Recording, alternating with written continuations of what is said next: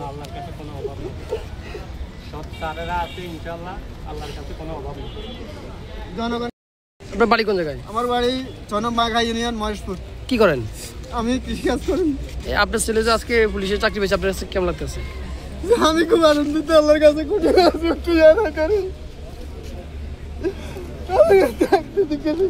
আমি আমার ছেলেকে লালন পালন করেছি। দ্বিতীয়বারের সময় আমার ছেলে গত 2বারই রিটেনে পাস করছে, ভাইভাতে টিকে নাই। এবার ভাইভাতে টিকছে আলহামদুলিল্লাহ। আমি আল্লাহর কাছে হাজার শুকরিয়া আদায় করি। আপনার চোখে পানি কেন? চোখে পানি কেন আপনার?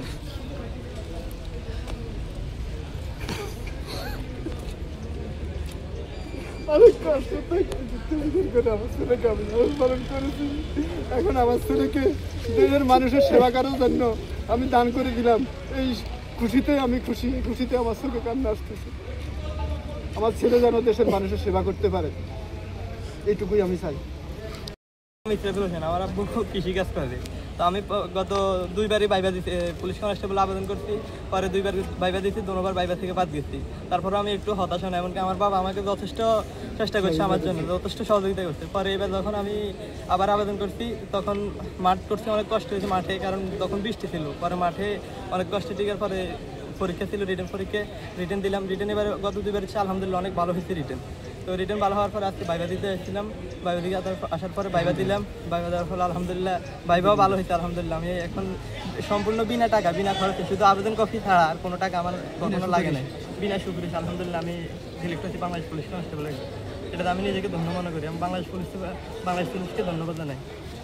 আমাদের আনন্দ জুলাই আগস্ট অভ্যুত্থানের যে স্পিরিট, সেই স্পিরিটকে সমন্বিত রেখে আমরা এই নিয়োগ প্রক্রিয়া সম্পূর্ণ করতে পেরেছি।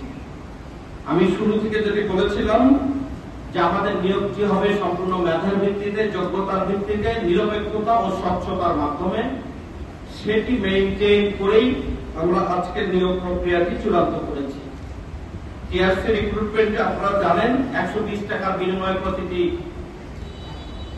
ব্যক্তি এখানে আবেদন করেছিল। মোট আবেদনকারী ছিল 910 জন।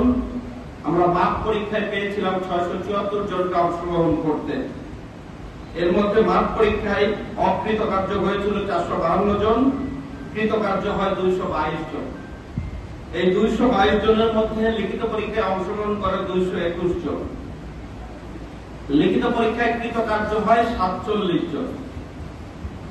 আমাদের জেলায় 24 জনকে চূড়ান্ত ভাবে মনোনীত করা হয়। যাদেরকে মনোনীত করা হয়েছে তাদেরকে অভিনন্দন।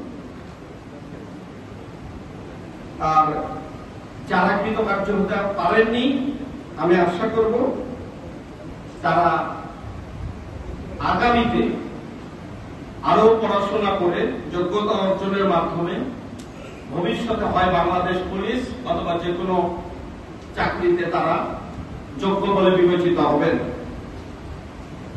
এখন আমি আমাদের এই পরীক্ষায়